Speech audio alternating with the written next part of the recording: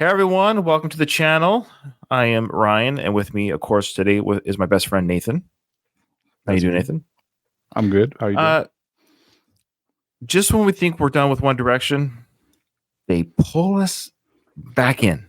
Okay, this is from a very special patron. I'm not sure if they're new. I'm sorry, Nathan. I don't know if they're new. Their name is Pat. She's from British Columbia, Canada.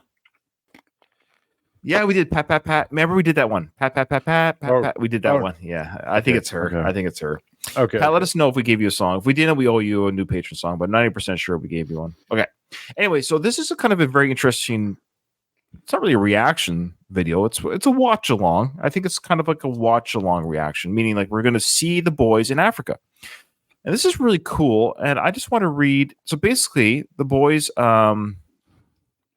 it's called Comic Relief. You've heard of that, of course. It's a UK charity. This was in 2013. They went to Ghana, and it was a fundraising push. It's called Red Nose. It takes place in March, and there's a music video that's attached to this documentary that we're going to react to on the following video. So that's a separate video from this one. So if you're watching this on our channel, just look for that video. It will follow this one shortly thereafter, or be there already. Mm-hmm. She wanted to give us more background here. She goes, just to give you an idea of the impact One Direction's involvement in the charity had, here is the British press release. I think this is important. So I'm going to read this. And then we'll get into the video. With the support of their ever-loyal army of fans, in total, One Direction raised an astonishing £2 million for Comic Relief in 2013. An unprecedented amount of money generated by one single act in the charity's 32-year history. Speaking at the time, Niall said in a statement, quote, "We just want to say thank you to our fans for their generosity. They never cease to amaze us. We're so very proud of our involvement in knowing that this money will make a real difference in the best part of what we do. Please continue to support Comic Relief and do what you can for this incredibly important cause." So this is really cool. I mean, we like the boys. Like, obviously, like, we're not going to pretend to say that we're One Direction fans of their music. Like Nathan and I listen to them on our own. We love their solo stuff. But what I'm getting at is what I like seeing is this is the parts that I really like to see them. What we've seen of them, I should say, outside of their songs, funny enough, is that they're a good bunch of kids back then, right? They were young. And they seem like good lads, good chaps, as they say. So without further speaking in a British accent all of a sudden. No, I won't do that. I won't do that. So this is a documentary. It's about 30 minutes long. And there's two videos that we have. So folks, so one will end abruptly. If you see it end abruptly, just be patient. Nathan will load up the second one. There'll be a bit of a transition there. Okay. So Comic Relief 2013 in Ghana. I think that's it. No, Hi, I'm Harry from One Direction, and here's what happened when me and the boys came to Ghana for Comic Relief.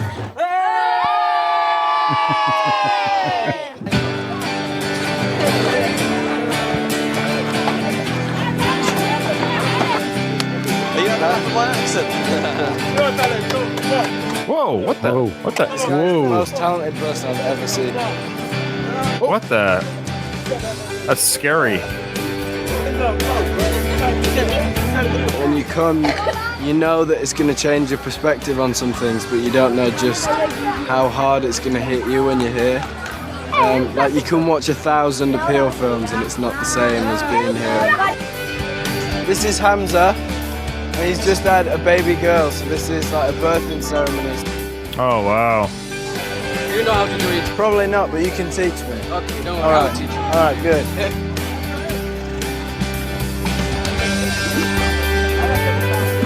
This is fascinating. People live here, Nathan.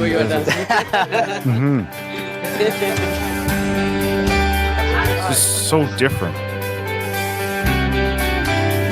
Today we met a beautiful 3-week-old baby, little girl. Comic Relief can give her help and give her an opportunity to get an education, go to school and get a job and provide for her and her family.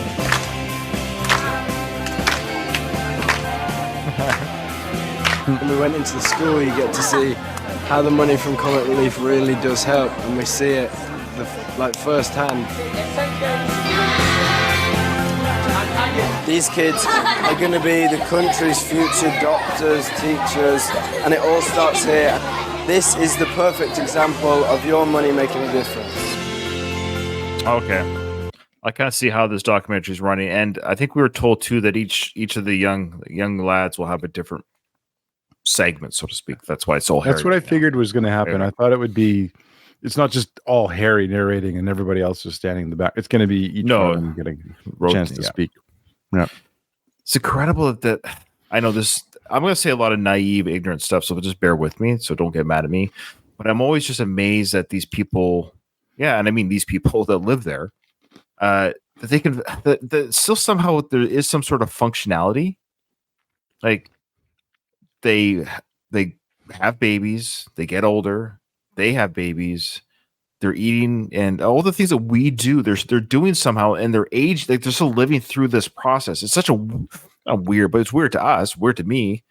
This what's around them, like they have all this bicycle metal everywhere, big piles of industrial like just. It's just so different than what you and I would walk through in our neighborhoods where we live. It's just a different neighborhood, and it's fascinating, really. I've never. Well, that's not true. I have seen some very poor parts of the world before, and I'm sure you have as a sailor. Yeah. And it is fascinating that life goes on. It just goes on. You know, everything's different. Wherever you go, everything's different. Yeah. Oh well, yeah. I have literally been around the world, literally, and I've seen lots of different shapes and sizes too. But I'm not just speaking about Africa, but there are a lot of there's neighborhoods in our country of Canada, Nathan, where comic really could probably go to those places too.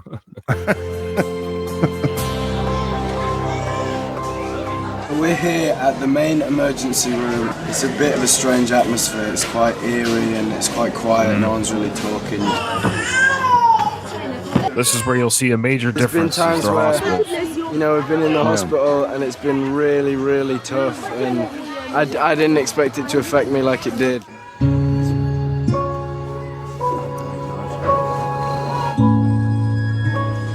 When you hold a newborn baby at home, you hold it and you think what it's going to be when it's older, what it's going to be like at school, what football team it's going to support. Yes.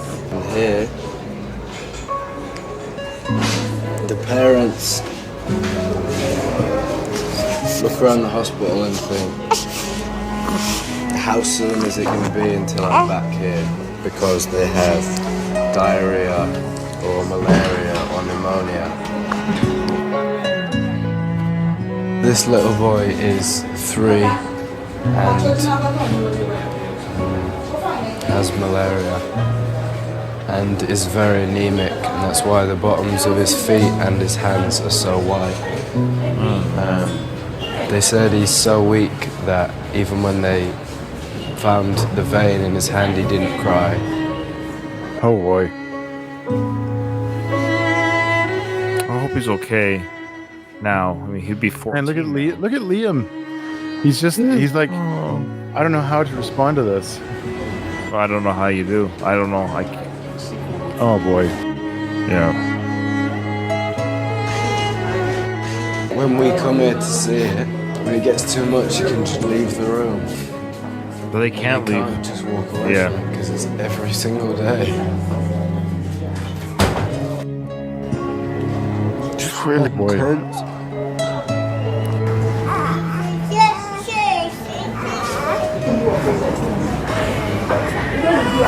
Hi.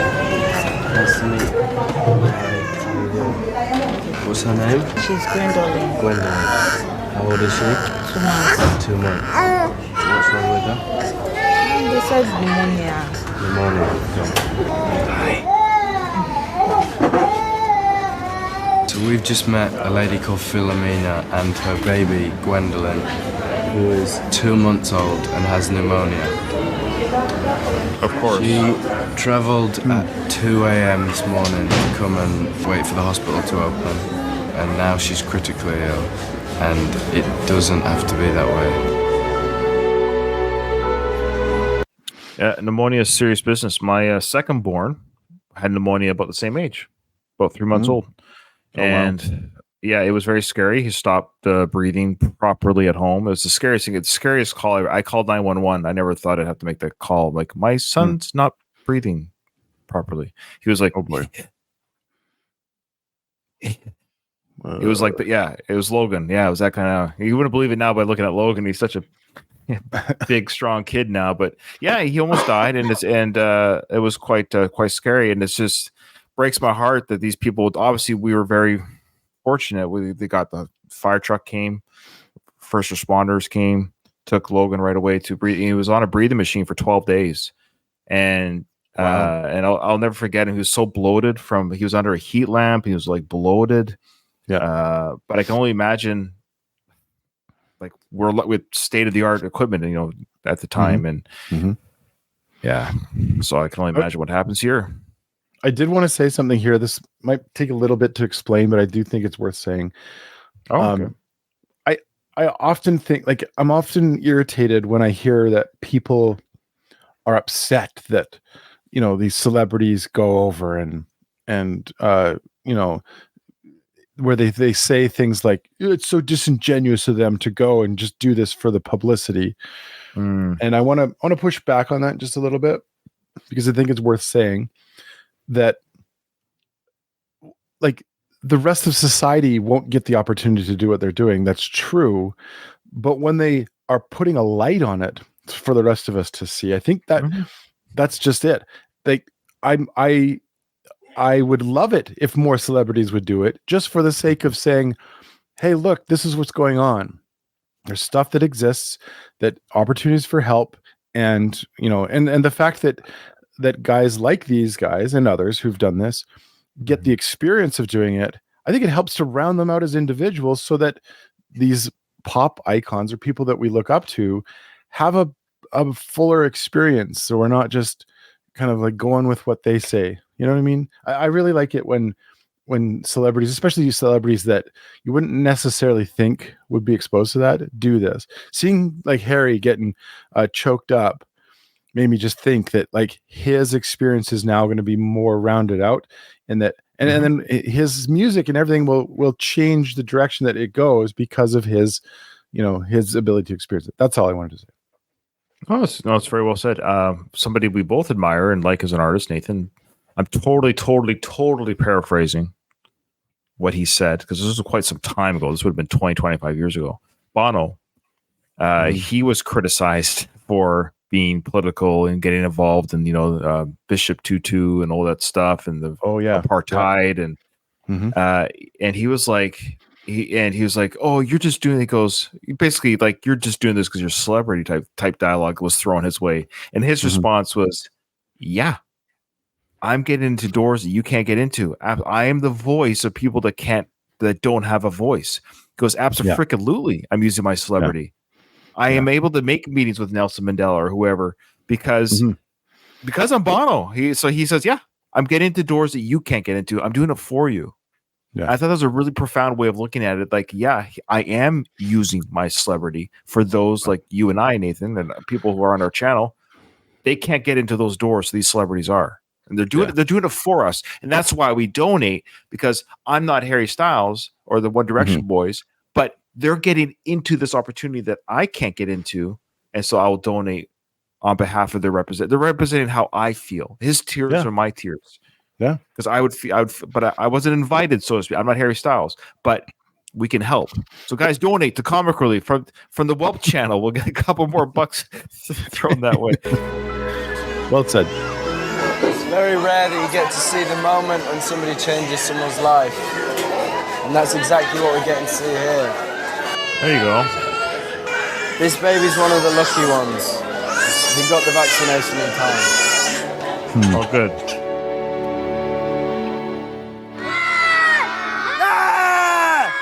They're always so crazy and always yelling and laughing. Kind of been dancing, it's hilarious. And chatting with, and you get like. I love it. They're always smiling. You don't expect to at all. You think you're just kind of going to see them as a group of kids, and you don't. You connect with individuals, and it's just crazy. Like, I know going home, it's going to affect me for the rest of my life. This trip. There you go, Nathan.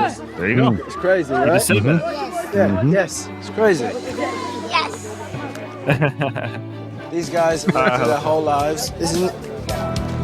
Where's she gone? Najas, Umatsu, and we're all friends, right? Are we friends? Abdi. Abdi, this is Abdi. Firdaus, this is Firdaus.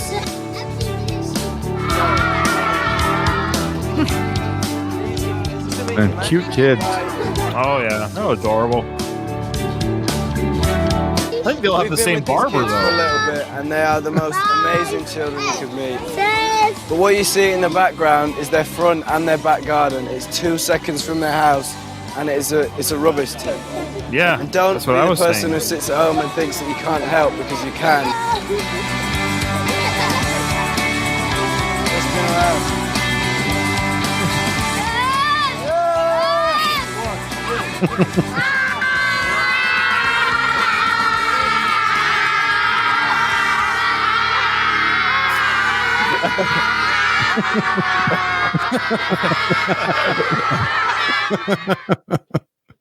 That's great. That's great. Oh, I see Louis. Okay, cool. Oh. Hi, I'm Louis from One Direction, and here's what happened he when we 12 went years to old? Ghana for comic relief. Looks like he's 12 years old there. 'Cause his hair's so short. It was after Even this in that he all became the the Peel films that you watch, and you Louis see it, Perry. and you always think how bad it is. It only now seems real when you're amongst it. Where we're stood, this is where they dump the rubbish and where Crazy. they go to the toilet. Yeah, where they live is only a metre or two away.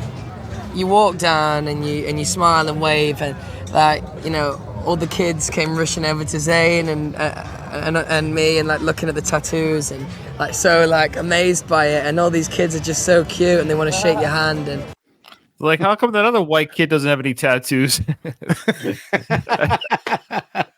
Why is the whitest one the least Yeah. tattooed? That guy's boring. Where's his tattoos? that's what makes you feel like you want to make a difference, because they're such lovely people, and this is what they have to put up with, and they shouldn't, really.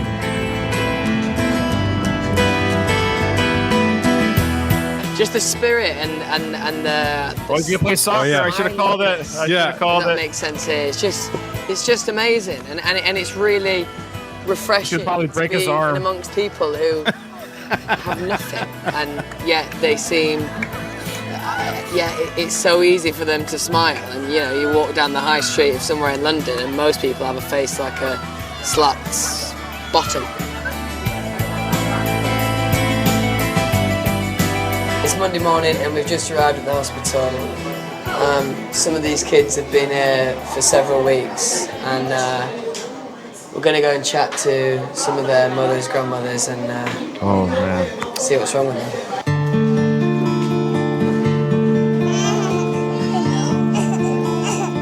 Louis got a kid already at this point, doesn't he? The baby's mother. I'm not sure. Good question though. What's amazing is the women who are looking after the kids, and like not just the doctors, but I mean like the grandmother. And, like, amazing. And I said, "Where do you sleep?" And she just pointed to the floor. She just sleeps on the hard floor. So Faridatu has been on the ward for about a month. She came in Not yet. severely Okay. malnourished and with other infections. It's been quite difficult taking her out of her malnourished state. I think the most frustrating thing is that it's preventable. Yeah. Yeah, a lot of this is money, corrupt governments, you name it. Probably the hardest thing I've ever had to do. Ghana has gotten better. I know that since this time. Oh, good. Yeah. I mean, really, what don't you know gonna do? No, brother. What did I say? I mean, they have no choice. So It's I only, know that. it's only gonna get better. Oh, from here. Oh, why? I'm just trying to do some comic relief. I'm trying to do my part. You're the I'm trying to do my. I'm trying to do my part with comic relief. This is comic relief Ryan 2024. I'm trying to help. Anyway, all right, go ahead. From what I understand, if people can correct me if I'm wrong, from what I understand, Ghana has made quite a few changes since this time, because it's more than 10 years later today. Yeah. And I think Ghana is on track to like a much more civilized society than when it was. I'm probably wrong. I don't know enough about anything, but for some reason Ghana stands out as a country that is moving in the right direction. Okay, that's good. No, well, maybe these relief funds. Yeah, maybe these funds are helping. Like these comic reliefs and these things are helping. That's good. Well, it looks like they're cleaning up some of the refuse here, so we'll see how this goes. It just seems unacceptable that we live the lives that we do, and then this is people's work. Hello. Sully's 15, Idris is 12, and this is their job. You know, they find wires, they burn the wires, they get copper out of that, they sell the copper and make from 70 pence a day up to £3 at the most. What are your aspirations? What do you dream to do? They want to get an education. And if you ask the majority of boys where we're from, they want to be a footballer, an actor, and all these boys want is an education. Are you happy? They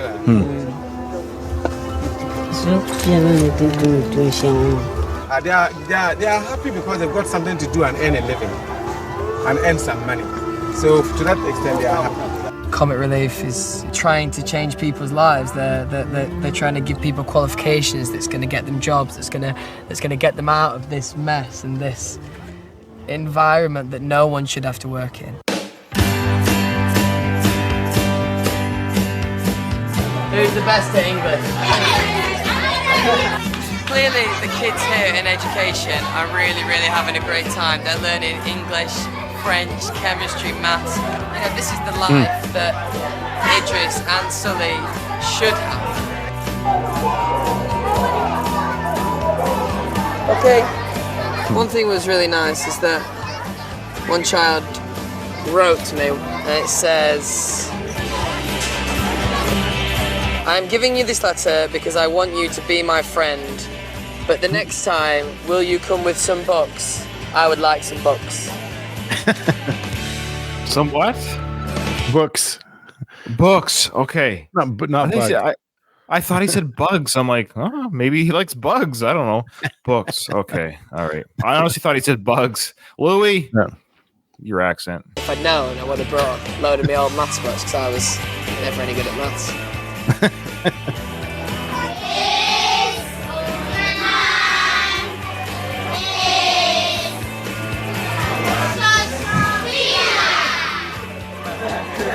And this trip has been a real eye-opener. It's actually been amazing. The thing that I'm finding at the moment is I feel like I'm just starting to understand it and we're leaving. Me personally, and I'm sure all the other boys would agree, I'd love to come back here in like a year, 2 years time and, you know, see the changes.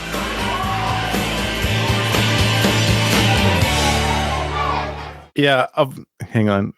Of all of them, I would say I think Louis saying that he's 100% truthful about that. Like I'm not trying to like put any of the other ones down. The other ones might say it and they're kind of like, yeah, it'd be cool if we came back, but or I trust that Louis means that he feels that he was like, I just got here just because of his personality. He's a very caring, almost motherly personality. And so he kind of sees himself. That's kind of what he's, in a way, what he's doing with his solo career is he's doing it for the people, not so much for himself. Yeah.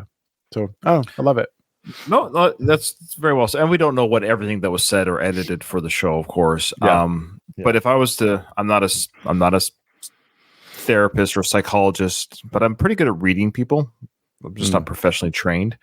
I would suspect Louis is able to handle this chaos better than Harry. It's not a strength or a weakness. We were all able to deal with different trauma situations differently. Like you think about war, some people can handle, a wartime situation. Other people's will obviously crumble and crack. It doesn't make one stronger than the other. We're all just wired differently to handle situations. I think Harry cares immensely. And I think it pained him enough that he cried. It was so overwhelming. Where Louis can be in the same kind of trauma situation and he's able to navigate it in a way where he's not necessarily breaking down and crying necessarily. At least not on camera that we saw. But I just want to be clear. It's not. I don't want anyone defending Harry or saying that I'm applauding Louis. That's not what I'm saying. Harry and Louis both love these people just as much. The same. Just the way we're wired. That's how Harry copes. Was feeling it, and I'm like that. I feel. I think Louis and I aren't very similar. I think Louis, though he's sweet and kind, he is more of I'm a terrible caretaker. So I'm like Harry. I would find it overwhelming, and it would be hard for me. Though I would want to help, it would help. Louis is able to go. Okay, where do I go? Send me. Where do I go? And it's just that's all. That's all it is. It's just I would get there eventually. But he's been in that role before he was in One Direction. So yeah. Or just So I personally, long story short, I have a hard time at hospitals because I'm a bit, as you know, I'm an empath by nature. So when I'm at hospitals, all I do is feel everyone's pain. I hate it. I feel overwhelmed. When the coughing, the crying, the wailing, the waiting room, people bent over. I'm like, oh my gosh, get me out of here. I can't. It's hard for me to see people suffer. Okay. All right. Hi, I'm Liam from One Direction, and here's what happened when me and the boys went to Ghana with Comic Relief.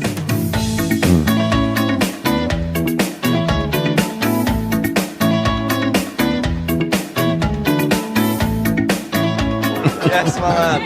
Good man. Yeah, there we go. That was a good little dance, wasn't it? He's still going. Little street party here in Ghana. Look at him, he's showing Harry how to dress now as well. I've been waiting for someone to do that for years. Thinking like back now when I would have been their age, like 8 or 9, my biggest worry of the day would have been whether my mum was going to give me the washing up to do over night time. And I mean, these guys are living in this, like the comparison's just not even close. It's just an absolute different world.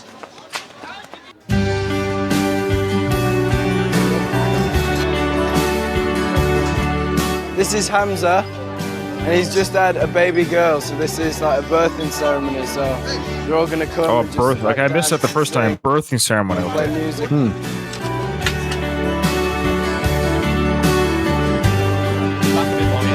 There we go, a bit of teamwork, and we're all away. Yes, we're gonna meet the little girl who's born. Hi.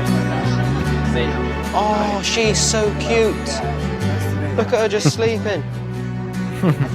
She's just been born into this. She didn't have a choice whether she was there or not. She's literally just been born into it. And it's mad that, where there's a baby sleeping literally 50 yards away from one of the biggest rubbish tips I've ever seen in my life. It's mad.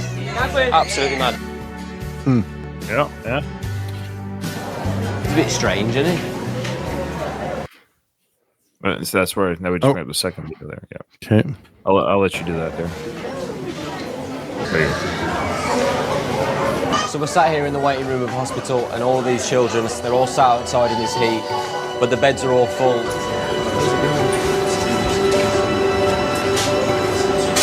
So Desiree's in here today, and she's been throwing up and she's got diarrhea. That's travel for miles to get here, and she's just not very well, the poor thing, and it could all be stopped by, having the right vaccinations. So we're just on our way into the R room now. There's an emergency come in, and I mean, this happens countless amounts of times every single day.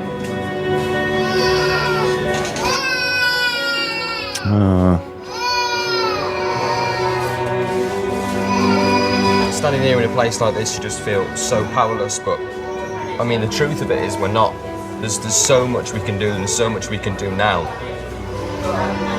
And with the help of Comic Relief, we can stop this from happening in the future.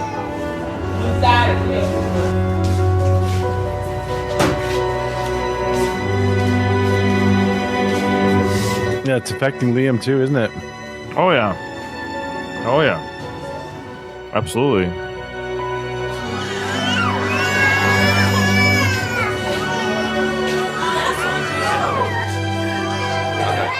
The baby may be crying because of the injection, but she doesn't realise just how important that is.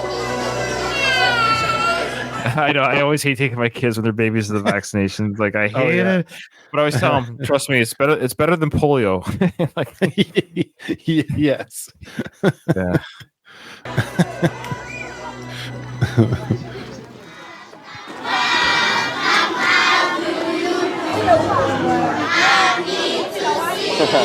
Bless you.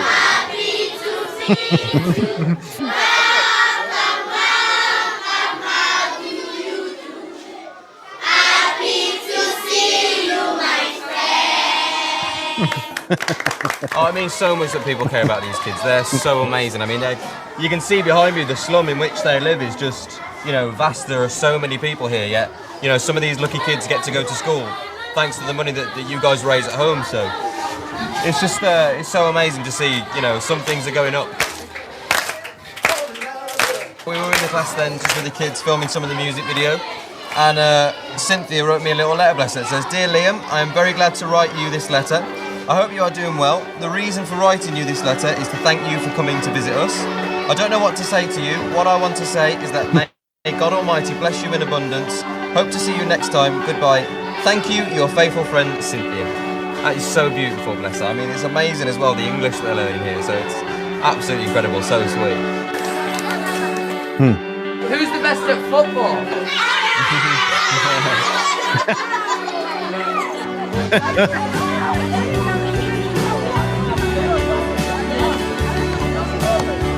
I'm tired now. Oh, Liam's ball! Way!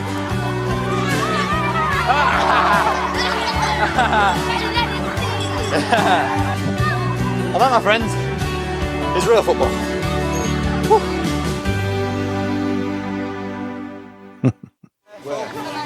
You're following up? Wow! What the heck? Oh, this guy! I don't want to see him bet himself in half again. It scares me. That is serious talent. Okay. There it is. We're about to go and meet Yakubu now, who's a chef. And Yakubu was helped last time by all the money that was raised by Comic Relief. So we're going to go and find out how he's getting on. Nice to meet you. I'm Liam. How's it going, Yakubu? It smells good. Smells good. What are we cooking? Winter fried rice. I'm not very good at this. You're much better. Right, well, let's see the man in action. There we go.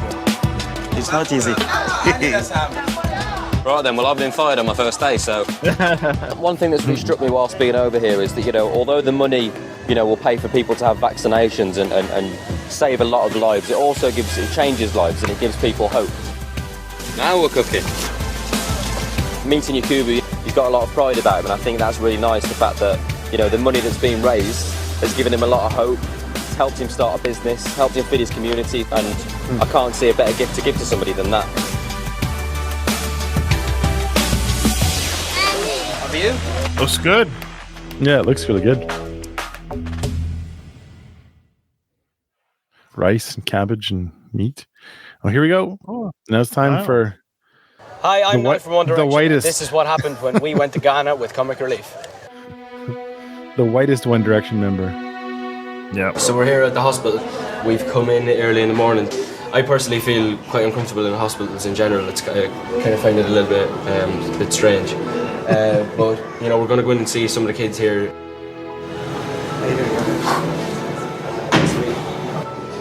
What's your baby's name? Araba. How old is she? 2 years. 2 years old. Hello. 2 months. She said 2 Do you know months. what she has? What illness? Or did she say no? It must, maybe it is 2 2 years. years. Yeah, maybe it was 2 years. Sorry. The children need to be immunized against a lot of these preventable illnesses like pneumonia and diarrhea. And we could have saved this child, almost losing her life. So it's just this little bottle, which contains the key to solving about 60% of our problems.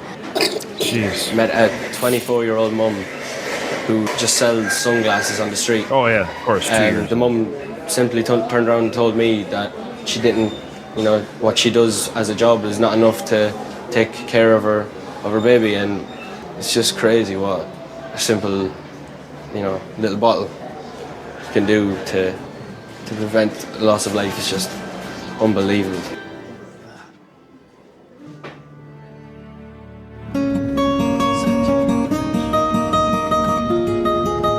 Look at these kids, look.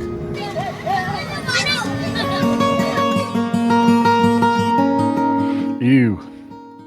This place is absolutely unbelievable what we're seeing here.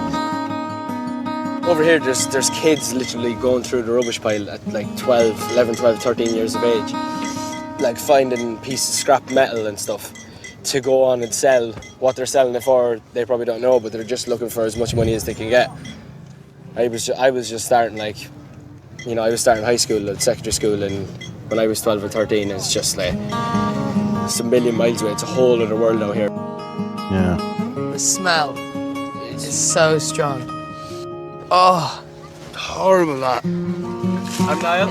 Because there'll be animals. What are your aspirations? You What know, do you dream to do? poop, Oh yeah, it's everything. They want to get an education. Rotten food. These boys, all they want is an education. Sule wants to be a teacher. And Idris wants to be a doctor. And at the moment, there's absolutely no hope for them. No.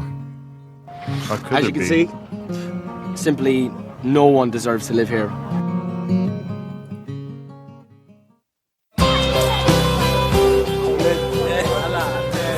Hi.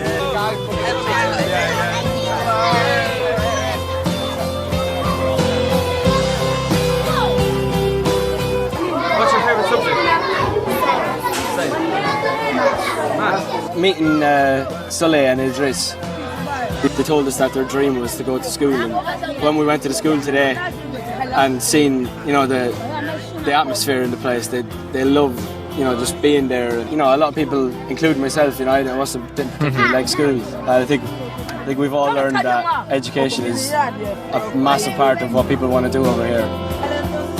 I hate the term privilege. Like, I actually hate it, but that's an example of what privilege is that us going to school, and I admit I was that kid. I was that kid who moaned and groaned about, especially when I was like 10, 11, 12.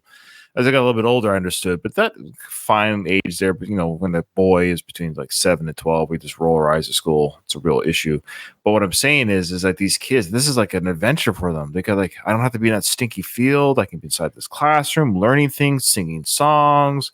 I'm with my classmates. It's a privilege for them. And it's our privilege to roll our eyes at it. It's truly a privilege for them to be there. It's amazing for them. So that's what privilege is. This is an example of privilege. It's like we would skip school. We didn't want to be there. Here they are. They well, because again, we're all victims of where we're born. Like it's not making me better or them worse or me worse or whatever. We're all victims to what we're born into. And it's important for us to understand, there's a world outside of our own neighborhood. And we learn that as we get older. Of course, I know more now than I did when I was 12. I didn't understand the world at all then. And, Well said.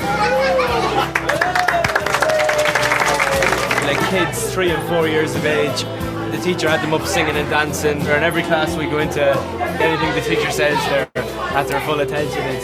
It's amazing to watch. It might not be much, but to these kids it's absolutely incredible. They're loving it here.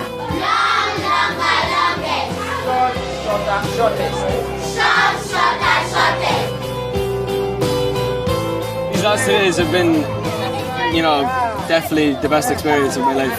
It's just been absolutely incredible. Every second of it, knowing that, having that pride, it's been an honour to be able to say that I've helped raise money for Comic Relief and to help these people out. It's been amazing.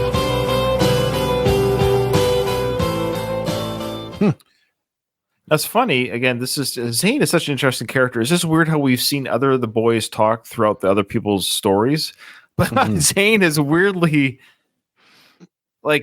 he hasn't been the peripheral. It's just interesting. This will be an interesting. That's this will be interesting to see him in this story because I feel like I haven't seen him really in the with like the other ones were kind of intermingled, like they almost used the same cuts because they were together. Yeah. Okay. Yeah.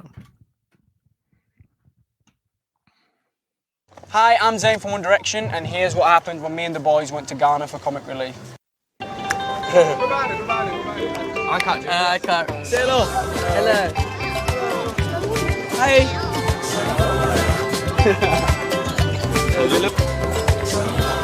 The main thing that massively stands out for me is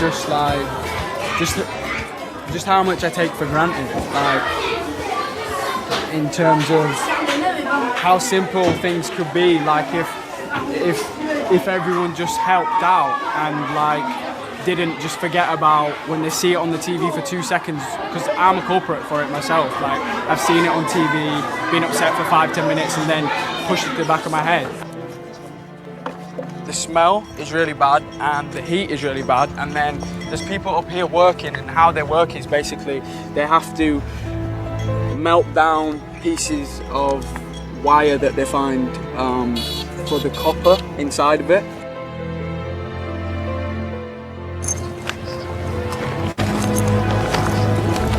Hello. Hi, I'm Zayn. Nice to meet you. To meet a person like Christopher is just a massive eye-opener. How old are you? You're 15 years old. This is what you do every day? Yes. Every day. What time do you get up in the morning? 5 o'clock in the morning? Yes. And what time do you finish on an evening? 6 or 7. 6 or 7? Yeah. Oh boy. 12-hour day. 14-hour day. This is the walk that Christopher has to do every day. He's worked for 12 hours and now he's walking back to his house on foot in this excruciating heat to go and have a bath.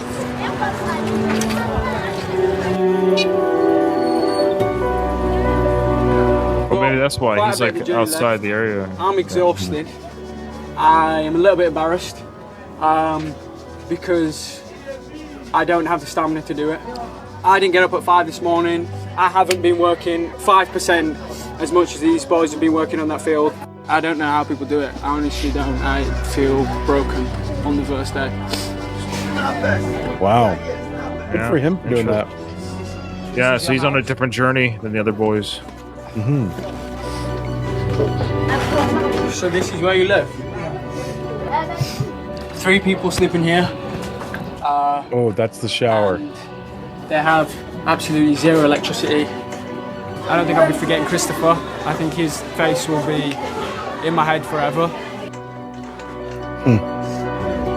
To come out here and you know see this firsthand is something else, and I can't even put into words how guilty I feel for things that I take for granted in my life.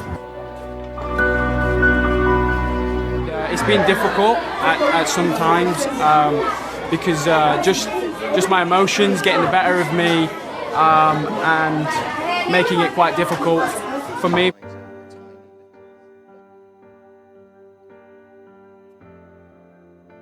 Hello, nice to meet you. So I've just been into the ward. These kids are suffering from diarrhea and pneumonia, and it's easily preventable. You know, 60% of the deaths caused here were caused by pneumonia and diarrhea. Simple things that we can just go to the doctor and get vaccinated for, and we're fine. If the child had been vaccinated, the child wouldn't have even needed to have been here in the first place. The vaccination is tiny, if I could show you it. It's literally this, here. This is what your money goes towards, and this could prevent this from happening, you know? It just seems like such a small amount of money to make such a big difference. It's so hard. I've never experienced anything like this in my life. Oh man. Maybe not even a year old.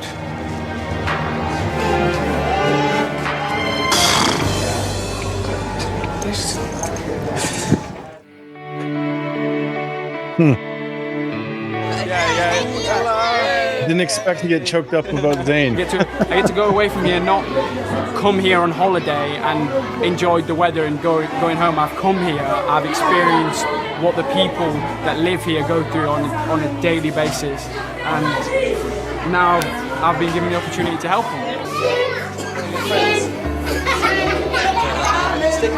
Looking back to school when I was there, I never really wanted to be there. These kids are so dedicated and they love learning, and it's just amazing to see. I'm so glad that I came out here. It's completely changed my perspective on life, everything. I just feel like a different person. It's amazing.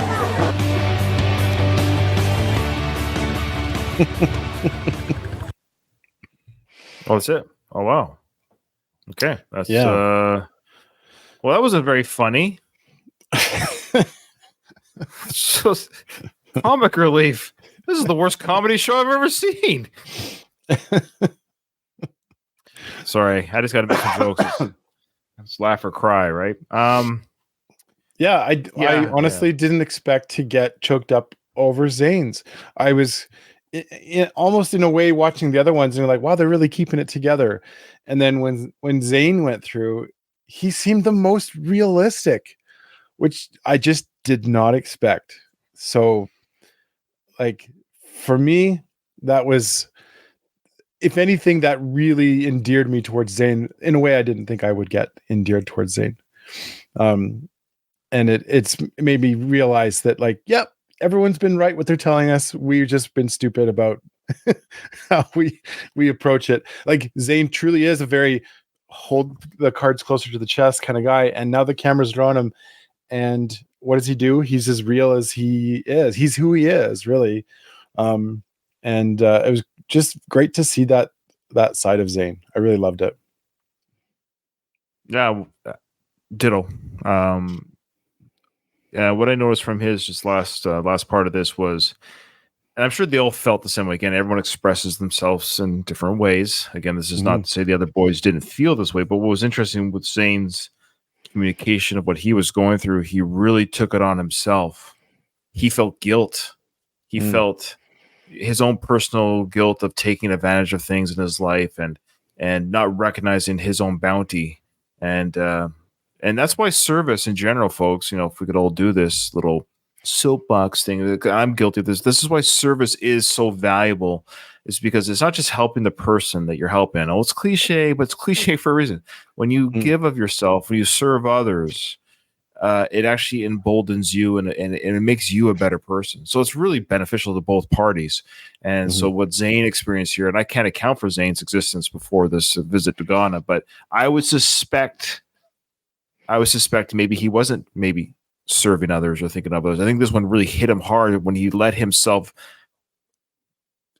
into other people's lives and really opened himself to other people's trauma. He realized his own maybe trauma. It's like, oh boy, okay. There's some real struggles out here. And because he said he felt guilt. So very, very powerful video. Obviously those who are watching our video, I'm sure the Comic Relief Fund will probably go through the roof now because of our the British press will make a new a press release about the Welp channel. Welp channel pushes it to 2 million. Oh, actually, Nathan, it just came in. It just came in right now. It actually just came in over the wire. It says right here, with the support of their ever loyal army of Welpers. Welp, here we are on YouTube, raised an astonishing $5 for Comic Relief 2024. This is an unprecedented low amount that we've ever experienced in our 43-year history. Speaking of the time, Nathan said in a statement, we just want to say thank you to our generous Welpers. They never cease to disappoint us. So, gee, Nathan, why would you say this? We're so very sad of our involvement in knowing that this money will make no difference whatsoever. What? Please please, can you give a little bit more to comic relief and do a little bit more than for this important cause? Signed Nathan and Ryan from the Welp. Okay, well, it's terrible. We have done a terrible job. Anyways, Nathan. All right. Thanks, everyone. Thanks for watching, and do what you can with what you can wherever you are. That's really all you can do. So however you're helping the world, just help the world. Don't feel guilty that you're not saving Ghana. Don't feel guilty that you're not saving your next door neighbor. Just do the best you can with the people around you with what you have. That's all you can do. So just do the best you can. All right. Well, Welp said, Ryan. Welp said. Thanks, everybody, for joining us for this video. See you on the next one.